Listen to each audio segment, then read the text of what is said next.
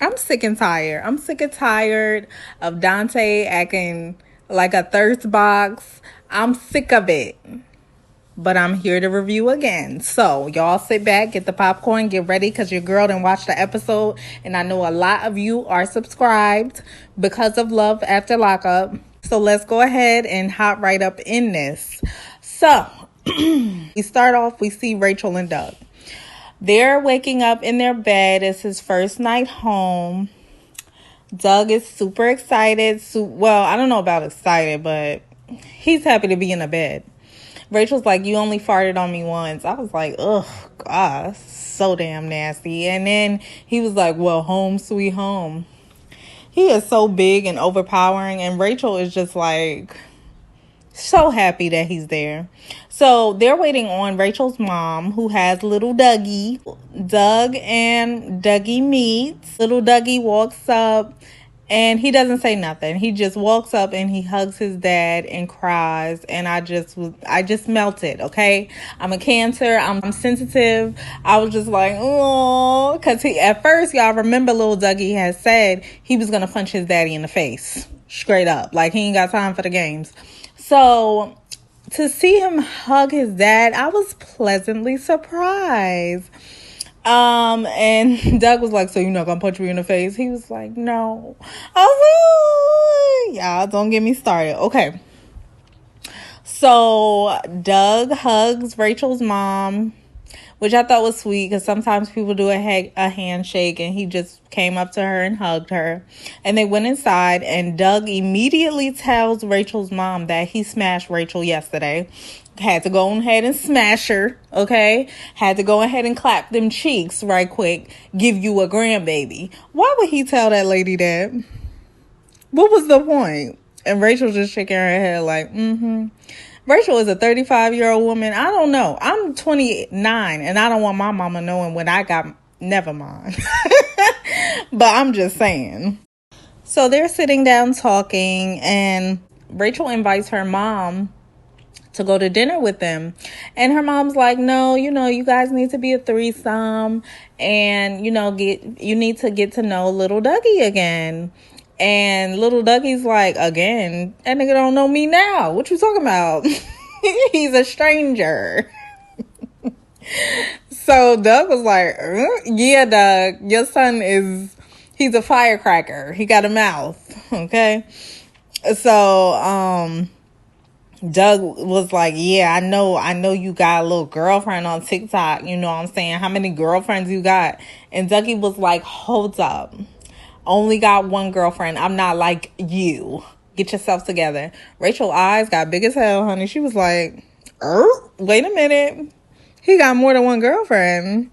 And Doug said something to the effect of, I only got one now. Woo, woo, woo. Yeah, your son almost put you on the spot there. You better watch out. He older now. He got a little mouth on him. All right. So then we see Dante and Nicole. Y'all already know how it's about to go. These are the most interesting people, y'all. But anyway, we see them. They're in the car. They on their way to Dante's house, okay?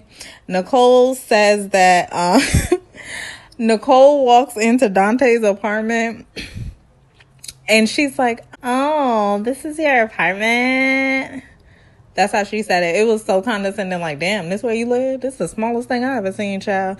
And where's the furniture? I only seen one couch. Anyway, that's how she said it. That's what I took from it. He had rose petal hearts on the floor. It was so romantic. At least I thought so. And apparently Nicole did too, because she was like, I feel like I'm in a romantic movie, child. It was gifts on the bed, more gifts, more lights hanging all around. Child, it looked like my room. It looked like what y'all looking at now. When I be talking on the phone with these roses in my hand and the lights hanging around. Child, he had it decked out up in there. He did the works. He did the works all for nothing, because he got nothing. Nicole pulls out some gifts from behind the teddy bear, and of course it's lingerie. She turns around and Dante's looking like, why don't you try it on? And the look of disgust on her face, she was like, I wish y'all could see my face, but then again, So she was just like, God, I don't want to put this on. Oh, you could tell, like, she's not. And then imagine his hands on her. Oh my God. Ooh, Jesus. She was disgusted, and I felt the disgust through the TV. So she's like, I'll try it on, but you could look, don't touch me. And he's like, oh, baby, please, baby, please, please, let me touch you, baby, please, please. And she's like, no, try again. And if you keep talking junk, I ain't trying on nothing. And he was like, okay. And he walked out the room. So now Nicole proceeds to try on this lingerie. She comes out. My sis, she look cute. When justice is due, justice is due. So she comes out. Dante's his eyeballs fall on the floor. His eyes got big as a mug. He was so... It's like he never seen a woman's body before. Dante is like, I don't know. But his eyes got huge. Nicole goes on and tells us that in prison, she was basically a stripper. So she would pour water down her body and dance for people. If it was their birthday, she would dance for them, and she enjoyed all the eyes on her. I was like, child, they got strippers in the pen. They doing everything up in there. They doing everything. Strippers, where was the guards? That's too much. So Dante is saying, please, please. He's taking off his shirt. He had on 2 shirts. He takes off both his shirts. And why he got NWA tattooed on his chest? Child, what that mean? A ninja without authority, because he definitely don't have no attitude. Nothing about him is tough. So I'm confused as to why he would have NWA on his chest.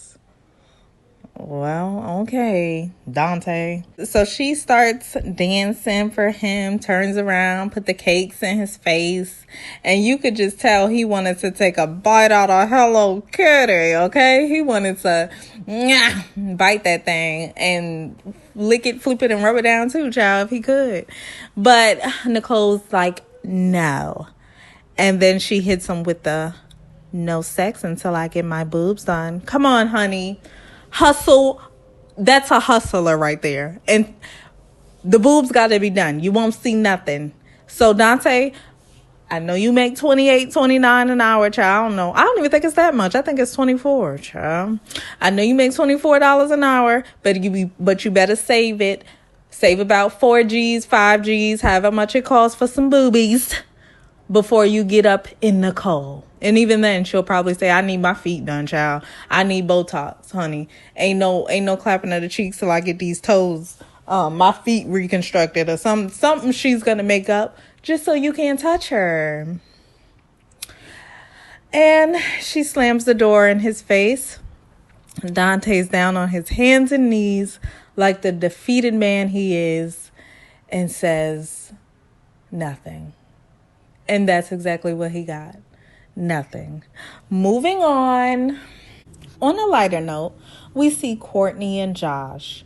And Josh is talking to Courtney about how he wants to reconcile his relationship with his grandma, and how his mom gave him up at a young age because she was on drugs, and he blamed her for things that happened to him when he was younger. He wants to call his grandma and hopefully visit her because she's getting older, and he just wants to fix the relationship. So he calls his grandma and he's like, hi, do you know who this is? And she's like, yeah. And he's like, who is it? She's like, Josh. So that's one thing about grandmas. They know their grandbabies. They know their kids. So, at first Josh asks, could he come? And she's like, I don't know if that'll be a good idea. But then they talk a little bit more, and then grandma eventually agrees for him to come. So they're going to hopefully get their relationship back on track. So then we see Anissa and Josh. And Anisha, she is getting ready to go. She has her friend Cal there, and he's putting eyelashes on her, putting rollers in her hair, and he's her friend. Now this couple is too much like the other couple that we seen on the other season of Love After Lockup, and I can't think of their name, but she had a friend that would do anything for her as well and really wanted to be with her, and I think Cal wants to be with Anissa too, but let me not hop in ahead of myself. So we see Cal, and Anissa's like, that boy will do anything for me, so he gonna ride with me so I could go get my man, Jeff. Okay? She says that she's 51 and Jeff is 40, and she wants to look young, so she got her hair done to the best of her ability and her makeup done to the best of her ability. She got her jeans on, and baby, I think the shirt was see-through. I was like, come on, Anissa. Show him some skin. Let it be known what's there. Everything's still there. It's sitting. Not really, but whatever. Anissa tells us that she has 45 minutes to get Jeff to the halfway house after he gets off the bus. So, Lord, it starts to get dark. They go in the bus station, come out. She got her sign, welcome home, Jeff. She got her sign. She's standing outside, and it gets dark, honey. And the bus pull up, and she's pacing back and forth. And baby, why they went to a commercial? So we come back from the commercial, and everybody gets off the bus. The mamas, the daddies, the babies, the sisters, everybody. They get off the bus, and the door closes, and Anissa's like, oh, Lord, here we go again. Here we go again. The bus drives off. Gone. So Anissa's like, oh my God, it's happening again. I don't know what I'm going to do. She's like, I'm just going to walk around the back. So she walks around the back, and lo and behold, there go Jeff. Baby, he came walking up with his bag. I was like, Lord. Now I done wrote, you know what? He ain't gonna get off this bus. I wrote that down. I said, I feel sorry for Anissa because Jeff ain't getting off this bus, baby. Prove me wrong. Jeff got off that bus. Jeff goes on to say that he wasn't ready to be with her the other 2 times that he stood her up. Jeff says that she's probably spent about $5,000 on him, and he used it all on drugs. He had to smoke it, shoot, I don't know, but he used it for drugs. Period. 50 G's. Immediately, I was like, okay, Jeff look kind of young to be doing 50 G's worth of drugs. He still look okay. Not the best, but he don't look as broke down as I thought he was going to look. Jeff goes on to say that Anissa was a hustle to him in the beginning, but he fell in love with her this 3rd time. Well, gee, isn't that convenient? She was a hustle. Anyway, they go to the car. Anissa introduces Jeff to Kyle, her bestie. And Kyle gets in the back seat. At first, Jeff was like, it's really nice to meet you, man. You know what I'm saying? I'm glad you're here. Woo, woo, woo. You know what I'm saying? And Kyle was like, yeah, Anissa's a big part of my life. Jeff was like, what? His eyes bugged up. She was like, well, baby, you really need to make time for yourself. You need to think about yourself, bro. Because Anissa's mine. My meal ticket. Don't you ever. That's my old lady right there. Literally. That's my old lady. So don't even think about it. Jeff was teed off. The more the more Kyle was talking, he was like, man, will this man just shut up? You know, that's what he was thinking. He didn't say it, but you could just tell he was annoyed.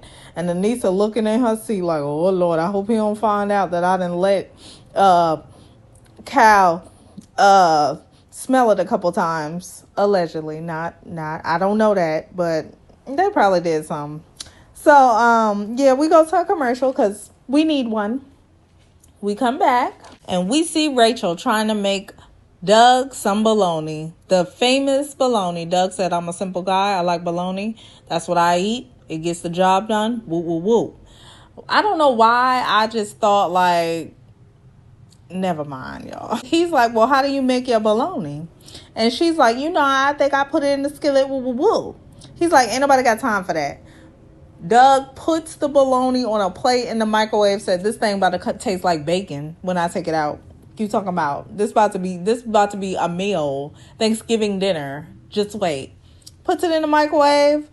Tries to work the microwave. He's like, hold up. The prison microwaves is different. Let me figure this out.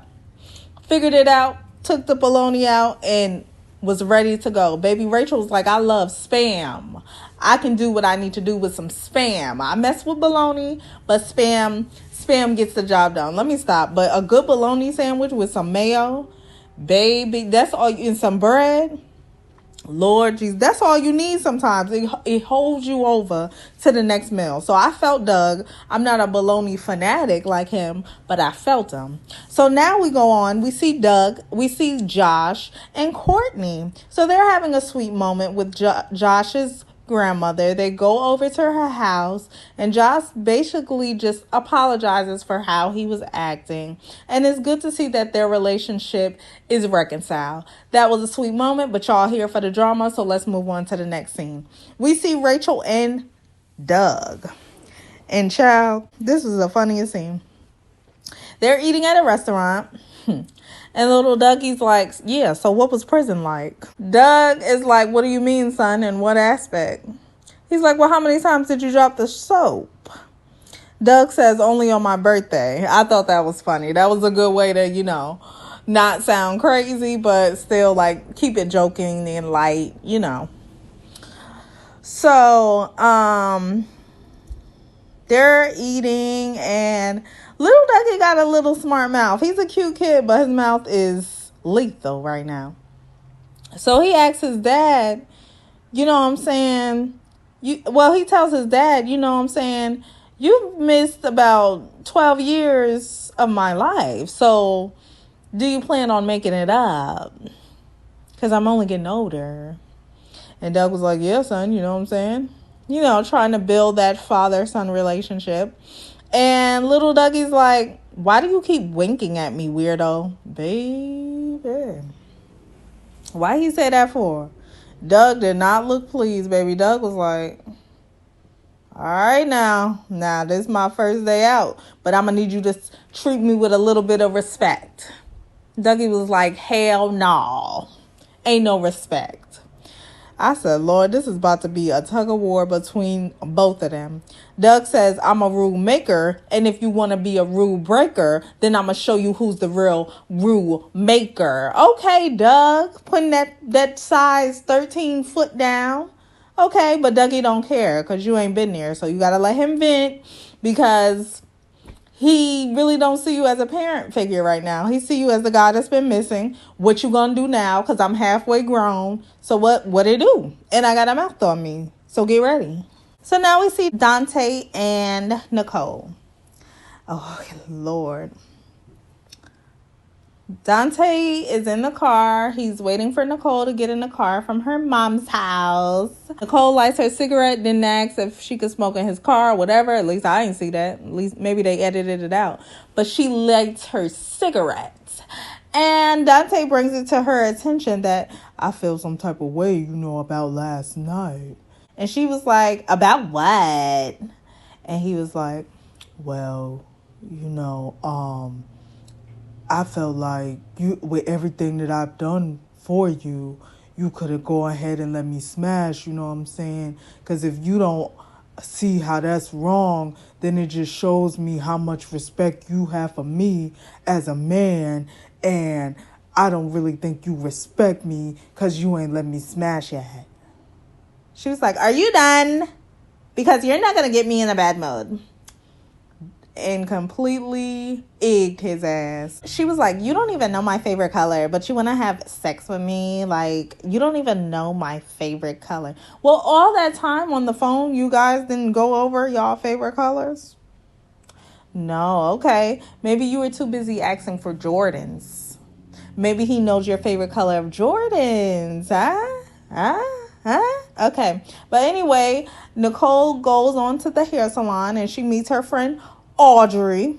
They show a picture of Audrey. She was locked up with Nicole. She got out 6 days before Nicole. Show a picture of Audrey with the blackest eye I ever seen, baby. I was like, dang. And then you see her and she's like, hi. Looks like the most pleasant young lady you ever see. You would never think that she was in the pen with black eyes. But you never know. Don't judge a book by its cover. Nicole sits down and she begins to get her hair done, and she goes on to tell her friend and her stylist that she got 2 Michael Kors watches, 3 pairs of Jordans, and he just gives me everything I want. And the stylist was like, wow, Barbie's high maintenance. No, baby. No, baby, she's not. She found a sucker and she licked it because he's a sucker and he pretty much needed to be licked, and she's catching him for a lick. Using whatever he got, she using it up until she's on to the next one. Her friend's like, well, what do you think he wants? And she's like, I know what he wants, but he ain't getting that. Ah, yeah, girl. So she's like, well, how long has it been since you had Whoopi? And she's like, with a man or a woman? Okay, then, sis. And then her friend's like, either one. And she's like, about a week ago. Chiquillo. Yeah, so about a week ago, she was getting her cheeks clapped or licked by somebody. So Nicole says that she doesn't think that if she's with a girl that is cheating. No, you don't think so, Nicole? Okay. I wonder what Dante probably won't either. What am I talking about?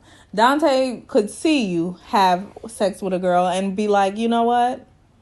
She didn't mean it. Let me go buy her some Jordans. Nicole sees her hair in the mirror and she's like, oh my God, it looks so good. And it did look good. Them extensions look good on you, sis.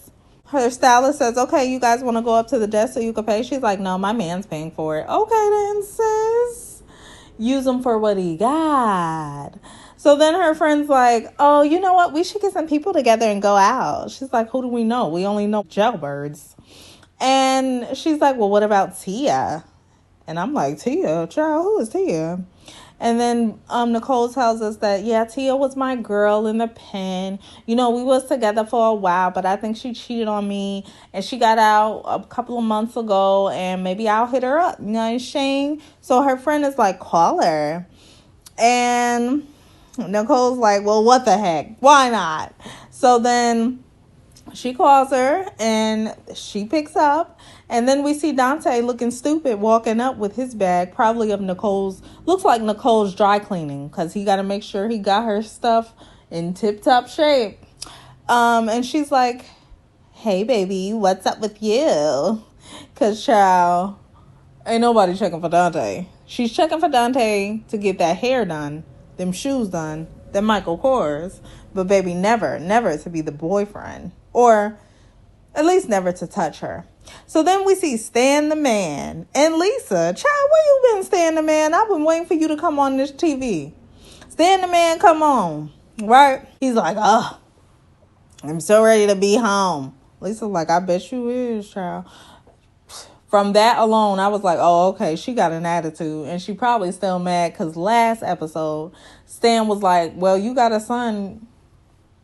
Forget about him. I'm here now. What do you mean? A son? Come on, all you need is me and my ancient body and my toupee, and you'll be good. So they get out the car, and Stan has his wig head in his hand. Can't let the wigs go. Can't drop the wigs, because, baby, he needs to look at them. Because, child, when Lisa take that hair off, I don't think he really likes it. Lisa's teed off because she wants to be there for her son, and Stan is just like egging her, like, whatever, you got a son, but I'm here now. So take my wrinkly body and enjoy it. Stan says that Lisa's not as affectionate as he would hope that she would be. Well, baby, she just got out of jail. Let her breathe a little. Let her know where she is. So they go up into the room, and Lisa has her own room because what y'all thought? They was going to sleep together? Never. That's his daughter, a.k.a. somebody he plays with. Real gross type stuff. He goes on to say, well, I have night terrors, but Lisa's going to be in her own room, so she'll never know. Why would she sleep in her own room? I thought y'all was a couple. Child. Lisa says she looks at the TV on the dresser and said, baby, this TV is smaller than the TV I had in my jail cell, honey. Fix it, or I'm out of here. She didn't say all that, but she wanted to. You look at that TV like small ass TV. So Lisa's mad about a whole nother thing. So Stan goes downstairs and he pulls him a glass of wine, baby. He looks very, very creepy pouring this wine. He's like, maybe I'll go halfway. You know what? What the heck? I'll pour it all. Now I'm going to sip it like this. Sip it. Oh, so good. Everything he does is so creepy. I don't know. And then he had on a red shirt. It just was not giving what it was supposed to give. It made me feel gross. So Lisa comes downstairs and she's like, I'm going to go out here and smoke a cigarette right quick. Stan looks annoyed. He's like, oh my God. Ever since we got home, she hasn't spent time with me. Stan, calm down. So Lisa goes outside and Stan the man comes up and he's like, give me a kiss, baby. And he kisses her on her cheek. And he's like, how you doing? And Lisa's like, well, I'm making it. How do you think? How you think, basically? My son called me. He's in distress and I want to go see him. So Stan says, basically, hell no. Lisa says, well, I thought you would have offered, for my son maybe to come here and get himself together, and you haven't even done that. Stan was like, again, hell to the no. He's like, I barely know you. Why would I want your son here? But you know her enough to want her to put on wigs and hang from the ceiling in your basement. Stan is a very creepy individual. He's the man, but he's also creepy. So Lisa's like, you know what? I'm going to call my son. She calls and she gets a voicemail. So that makes her a little bit probably anxious and worried about like where her son is. So Stan's like, you're a smart girl. You'll figure it out. And Lisa's like, well, yeah, I will. But, what are you going to do while I'm figuring it out? And Lisa's like, you know what? Forget this. I need to go see my son. And Stan's like, well, I'm just here trying to give you a good life. I don't really want your son here. And Lisa's like, well, my son is a part of my life. He's like, I'm not just like some young 19-year-old with no baggage. Like, I have kids. I have a life before you. Like, this is things that you are going to have to accept if you're going to be with me. Because let me tell you something, my kids come first. And you'll go before they go. Hello. I was like, okay, Lisa, I feel you. Now I can rock with you. I see where you at. So they go back in, and Stan's like, well, he's 22 years old. I thought he'd be man enough to work it out on his own. Stan, even at 22, kids need assistance. They need help. He hasn't had his mom around probably majority of his life. So he's probably got a little bit of issues on his own. And at the end of the day, that's his mom. Lisa's like, well, I'm going to go handle this. And he's like, and Stan's like, go! We'll go then. I think you need to go. And Lisa's like, oh, yeah? Bet. So she gets up and she's like, well, if this was your kid, you would do the same thing I'm doing. And he's like, well, I raised my kids right and you didn't.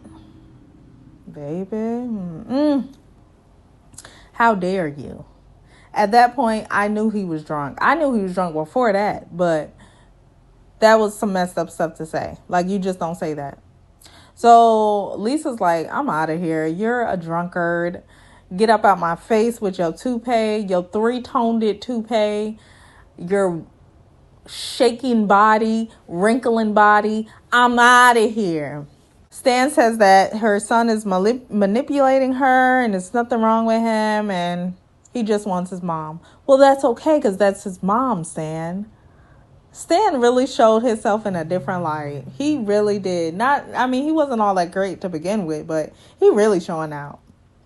So Lisa's outside putting her cars in the taxi. She said, I got a couple G's on me. I'm going to get me a room. I know that's right, girl. And don't come back. But it looked like from the preview, you going to come back. So she's like, well, who gets effed up on wine? That's what I'm trying to figure out. His little body in that red shirt. He got messed up off that wine. How many glasses did he have? Child, I don't even get messed up off wine, and I'm a woman. Well, I would have to have a lot of wine. But he looked like, well, they added stuff, so I don't know. Because he's a lightweight. If he had some Hennessy, He probably would have threw your stuff over the balcony if he had some hen dog. But that's how we end the episode. If you guys enjoyed my review, go ahead and give it a like. If you're not subscribed yet, what you waiting on? Go ahead and subscribe. And tell me what y'all think down in the comments. I need your input. Are y'all seeing what I'm seeing? Are y'all seeing Dante and Nicole? Are y'all seeing Stan and his toupee and Lisa? Baby, it's too much. It's too much, and I need y'all input. Until then, I will see you on my next video. Ta-ta.